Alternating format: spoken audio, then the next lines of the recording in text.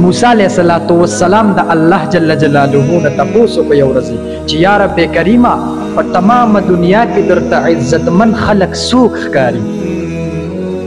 الله جل شانه ورته فرمایل اے موسی په تمام دنیا کې راته عزتمن خلق هغه ښکاري چې ته په یو سړي باندې قدرت هم لري چې دا هغه نه ته بدله واخلي او بیا ورته ته ووایې چې زما د الله د رضا دپاره معاف کړی. نو کوم انسان چې زما د رضا دپاره بل مؤمن مسلمان ته بخښنه وکړي چې ته ما معاف کړی قدرت هم پې لري او بیا هم ورته ووایي چې ما معاف کړی. مونږ هم خلک معاف کوو خو زما او ستا پې قدرت نه وي نو بس مونږ وایي هسې پې زمونږ قدرت نشته دی نو بس معاف مې کړلي. نه وایي هغه خلک چې د هغوی په قدرت هم وي او ورته وایي بس چې څه کې وکړه او بیا هم ورته ته وایي چې د الله د رضا دپاره مې معاف کړی. نو الله جل شانه موسی علیه السلام ته وفرمایل چې ای موسی دغه خلک راته په تمامه دنیا کې عزتمن ښکاري